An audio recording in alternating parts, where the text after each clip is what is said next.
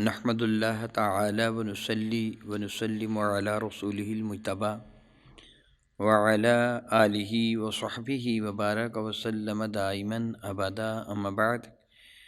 اعوذ باللہ من الشیطان الرجیم بسم اللہ الرحمن الرحیم بحمد اللہ تعالی کہ رب ذوالجلال کے احسان اور کرم سے آج آپ کا سبق شروع ہوگا سورۃ الکوثر شیفہ سے۔ یہ سورہ بارکہ ترتیب کے اعتبار سے 108 نمبر پر ہے اور جبکہ نزول کے اعتبار سے اس کا 15واں نمبر ہے بعض مفسرین اکرام کے نزدیک۔ جس طرح کہ قرآن مجید فرقان میں لکھا ہوا ہے کہ یہ سورہ بارکہ مکیہ ہے، حاشیے میں لکھا ہوا ہے۔ جمہور کے نزدیک یہ سورہ بارکہ مدنی ہے۔ اس کے مضمون کے بعض حصص ایسے ہیں کہ جو مدینہ طیبہ میں نزول کی طرف اشارہ کرتے ہیں اور بعض ایسے کہ جو مکہ مکرمہ میں نزول کی طرف اشارہ کرتے ہیں۔ بعض اوقات ایسے بھی ہوا کہ ایک سورہ بارکہ ایک سے زائد مرتبہ بھی نازل ہوئی ہے، بعض صورتیں ایسی بھی ہیں جس طرح سورۃ الحمد شیفہ بھی۔ اس میں 3 آیات بارکہ ہیں، 1 رکوع ہے اور اس میں 10 کلمات مقصہ اور 42 حروف ہیں۔ ملاحظہ کیجیے، اعوذ باللہ من الشیطان الرجیم بسم اللہ الرحمن الرحیم انا اعطیناک الکوثر، انا بے شک، اعطیناک ہم نے آپ کو عطا فرمایا، الکوثر کوثر عطا فرمایا۔ کوثر فعل کے وزن پر ہے، اس کا معنی بنتا ہے ایسی شے کہ اتنی کثرت کے ساتھ ہو، فعول کے وزن پر کوثر، جس طرح نوفل ہے، فعول ہے، اس طرح اس کا معنی ہوتا ہے کہ ایسی کثرت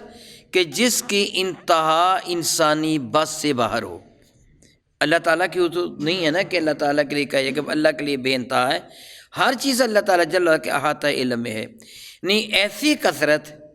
کہ جو اللہ رب العزت جل وعلا کے سوا کسی کے احاطہ علم میں نہ ہو۔ اس کو خیر کثیر کہا جاتا ہے، بہت ہی کثرت کے ساتھ۔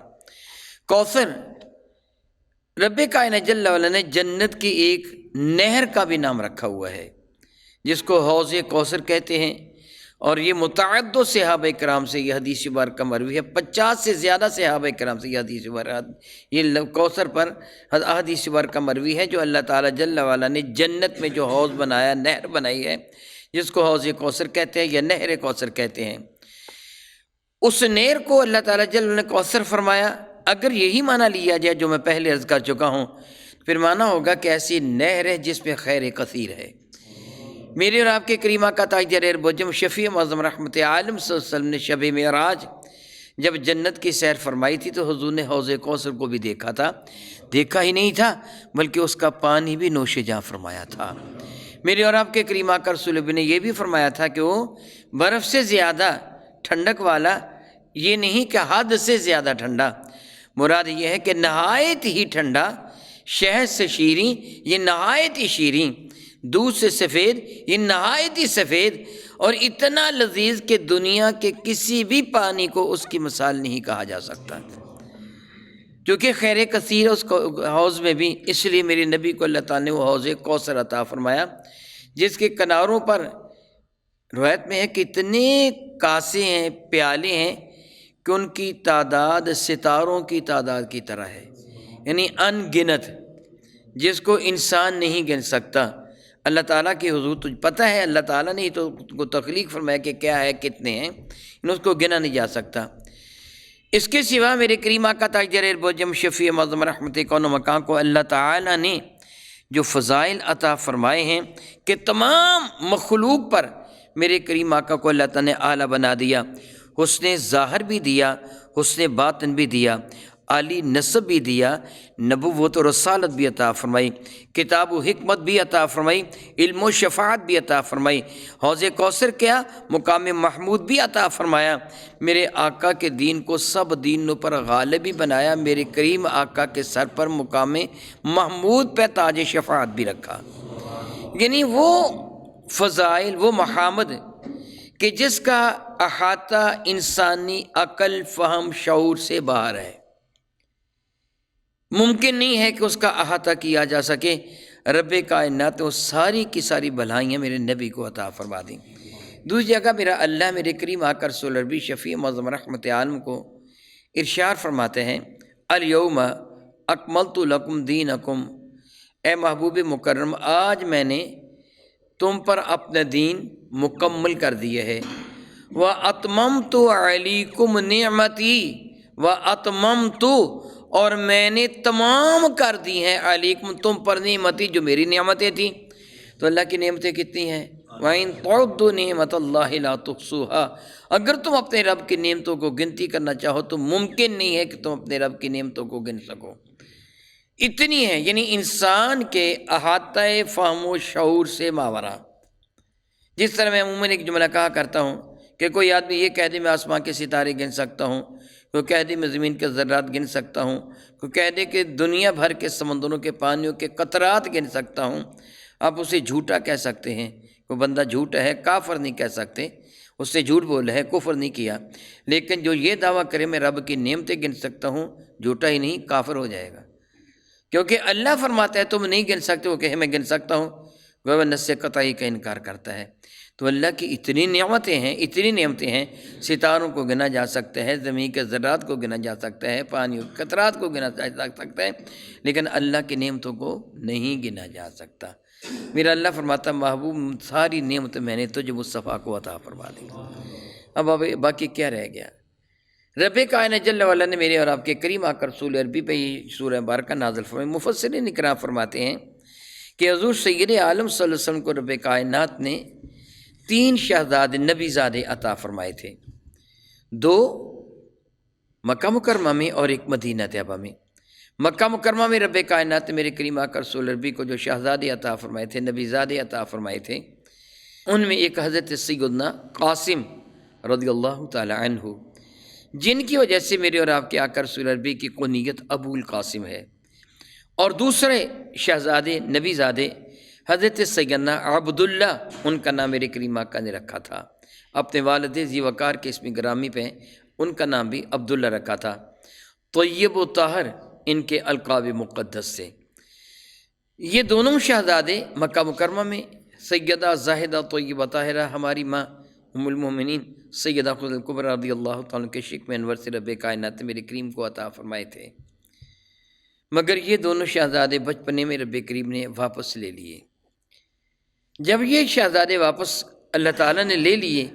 تو کفار نے خوشی منائی، بالخصوص دوسرے شہزادے کی ولادت کے بعد جب وہ اللہ کے پاس چلے گئے۔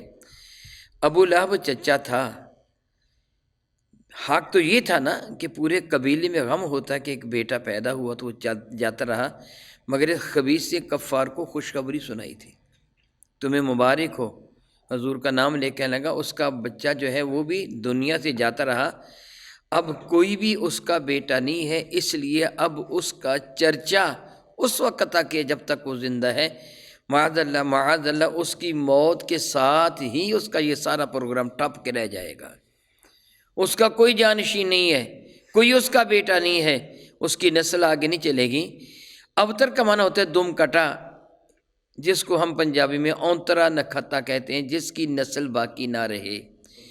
ان خبثاء نے میرے کریم آقا رسول عربی شفیع معظم رحمت کے عرف اور اعلی شان میں یہ گستاخیاں بکی تھیں، لفظ ابتر سے معاذ اللہ تعالیٰ معاذ اللہ تعالیٰ میرے اور آپ کے کریم آقا تاجدار البجم شفیع معظم رحمت کی شان عطر میں نازیبہ جملے کہے تھے، تو رب کریم نے میرے محبوب کو ارشاد میں محبوب ہم نے تو تم کو کوثر عطا فرما دیا، یعنی اتنی خیر کثیر کہ جس کا تصور بھی نہیں کیا جا سکتا، ہم نے وہ سب کچھ آپ کو عطا فرما دیا ہے۔ سبحان اللہ سبحان اللہ، خالق کل نے آپ کو مالک کل بنا دیا۔ وہ امام اہل سنت بڑا خوبصورت جملہ کہتے ہیں کہ میں تو مالک ہی کہوں گا، میں تو مالک ہی کہوں گا کہ ہو مالک کے حبیب، یعنی محبوب و محب میں نہیں ہوتا میرا تیرا۔ اب محبوب و محبیت نہیں کہتا یہ چیز تیری ہے یہ چیز میری ہے، بلکہ محبت کرنے والا اپنے محبوب کو کہتا ہے یہ سب کچھ ہے تیرا ہے، یہ سب کچھ ہے تیرا ہے۔ سبحان اللہ، بلکہ اپنا تعارف کو ہے تو اے محبوب ربو کا، تیرا رب، الم تر کیف فعل ربک، کہ آپ نے نہیں دیکھا کہ آپ کے رب نے کیسا سلوک کیا؟ محبوب میں تو ہوں ہی تیرا اور تو میرا محبوب ہے۔ سبحان اللہ تعالیٰ و بحمدہ۔ تو رب کائنات نے ارشاد فرمایا ہم نے آپ کو کوثر عطا فرمایا، فصل لربک ونحر، تو آپ نماز پڑھیے اپنے رب کی اور قربانی کیجیے۔ قربانی کا حکم اللہ تعالیٰ نے مدینہ طیبہ میں دیا تھا، مکہ مکرمہ میں نہیں۔ اس بنا پر جمہور کہتے ہیں یہ سورہ برکہ مکہ مکرمہ میں نہیں مدینہ طیبہ میں نازل ہوئی ہے۔ اور جو یہ فرماتے مکہ مکرمہ میں، وہ پہلے میں بیان کر چکا ہوں کہ ان کفار نے اعتراض کیا تھا کہ یہ سارے بچے ان کے جاتے رہے۔ علماء فرماتے ہیں کہ اگر رسول مشرف رحمت عالم صلی اللہ علیہ وسلم کے شہزادے نبی زادے حیات ہوتے، بالغ ہو جاتے اور ان کو نبوت نہ ملتی، تو رسول رحمت صلی اللہ علیہ وسلم سے پہلے بعض انبیاء ایسی تھی، جس طرح حضرت سیدنا داؤد ان کے بیٹے حضرت سلیمان کو نبوت ملی، حضرت زکریا کے ان کے بیٹے حضرت یحییٰ کو نبوت ملی، حضرت ابراہیم کے ان کے بیٹے حضرت اسماعیل و حضرت اسحاق کو نبوت ملی، حضرت اسحاق کے بیٹے حضرت یعقوب کو نبوت ملی، حضرت یعقوب کے بیٹے حضرت یوسف کو نبوت ملی۔ اللہ عدل قیاس کتنے وہ انبیاء ہیں کہ جن کے بعد ان کے بیٹوں کو نبوت ملی۔ میرے نبی کے بعد چونکہ کوئی نبی نہیں ہونا تھا، اللہ تعالیٰ نے ان بچوں کو عالم طفلی میں ہی، بلوغت سے پہلے ہی اللہ تعالیٰ نے ان کو اپنے پاس بلا لیا کہ حضور کے بعد کوئی نبوت نہیں ہے، کسی کو نبوت نہیں ملے گی۔ بنا پر ہی اللہ تعالیٰ نے اپنے محبوب کے تمام شہزادوں کو اپنے پاس بلا لیا۔ میں بات کو مکمل کر دوں، میں نے 2 شہزادوں کا ذکر کیا، بتایا میں نے 3 شہزادے تھے، 2 تو یہ شہزادے حضرت قاسم اور حضرت سیدنا عبداللہ، اور تیسرے شہزادے حضرت سیدنا ابراہیم تھے۔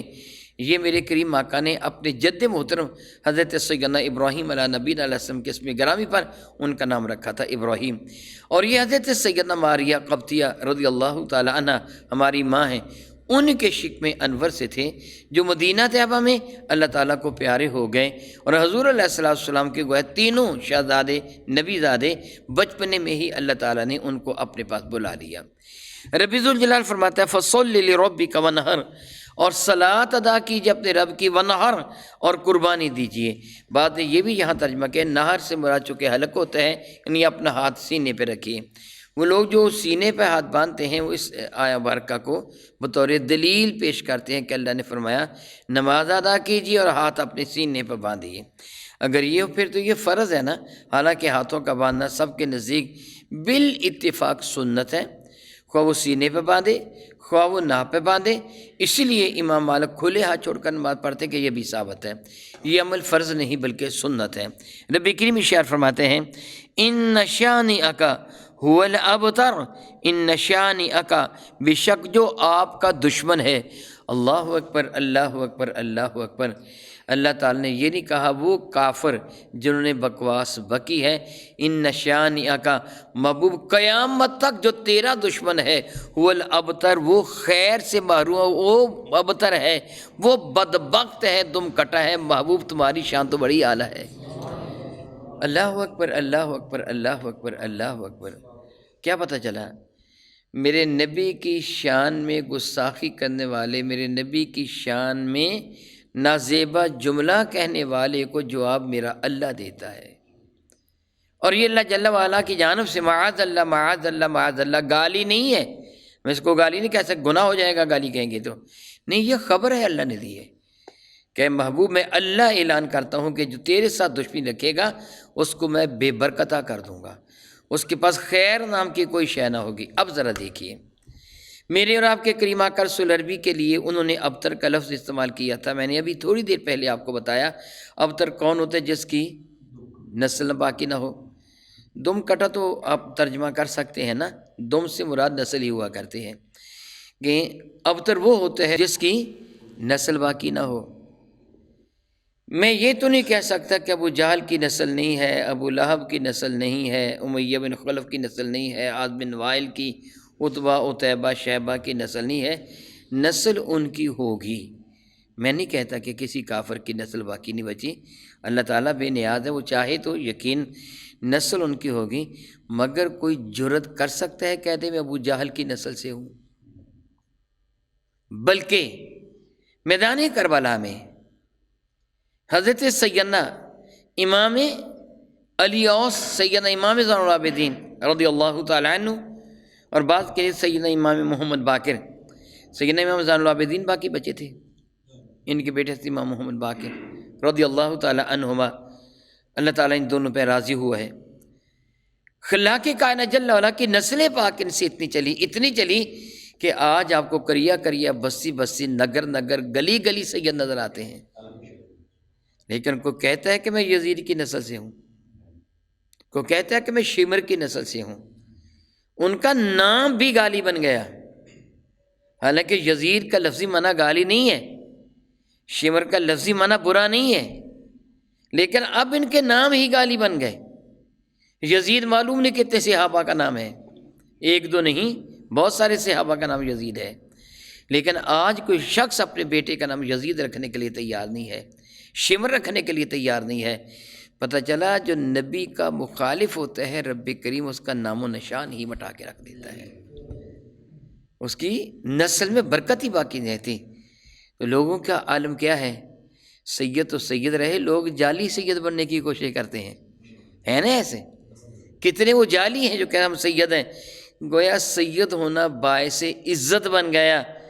اور یزید کی، ابو جہل کی، ابو لہب کی، ان کافروں کی نسل سے ہونا باعث ذلت بن گیا۔ پھر بتائیے کہ خیر کثیر کس کو ملی ہے؟ پھر دیکھیے کسی کے ایک بیٹے ہوں گے، 2 ہوں گے، 10 ہوں گے، 15 ہوں گے، 20 ہوں گے، چل 100 200 بیٹا ہوگا، ایسے ہی ممکن ہے نا، وہ 200-300 بیٹا کسی کا ہوگا، یہی ممکن ہے نا۔ میرا اللہ میرے نبی کو کیا فرماتا ہے، النبی اولی بالمؤمنین من انفسہم وازواجہ امہاتہم، نبی کی بیویاں سب ایمان والوں کی مائیں ہیں، گویا سب ایمان والے نبی کی روحانی اولاد ہے۔ اب تعداد گنی ہے کتنی ہے، کسی کا 1 بیٹا ہوگا، 2 بیٹا ہو گئے، 3 بیٹے ہو گئے، 100 ہو جائے گا بیٹا، لیکن میرے نبی کی اولاد کی تعداد، روحانی اولاد کی تعداد کتنی ہے جس کو گنا بھی نہیں جا سکتا۔ میرا اللہ فرماتا محبوب آپ نہیں، ان نشانیہ کا هو الابتر، جو آپ کا گستاخ ہے نا وہ بے برکتہ ہے، اس کی نسل میں برکت نہیں ہے، اس کے نام میں برکت نہیں ہے، آپ تو سراپا برکت ہیں۔ الحمدللہ ثم الحمدللہ ثم الحمدللہ۔ میں اللہ تعالیٰ جل وعلا کا شکر ادا کرتا ہوں کہ ہم سارے کے سارے اپنے نبی کی روحانی اولاد ہیں، اور الحمدللہ تعالیٰ مجھے ناچیز پر تو اللہ نے مزید کرم فرمایا، کوئی بہت زیادہ پڑھ کر عالم دین بن جائے گا، فقیہ العصر بن جائے گا، نابغہ روزگار بن جائے گا، مفسر و محدث بن جائے گا، لیکن نبی کی اولاد نہیں بن سکتا۔ اللہ تعالیٰ کا شکر ہے کہ خلاق کائنات نے اس بندے ناچیز کو اپنے نبی کی نسل سے پیدا فرمایا۔ الحمدللہ ثم الحمدللہ ثم الحمدللہ، او کما قال اللہ تبارک و تعالی، واللہ تعالی اعلم باسرار کتابہ۔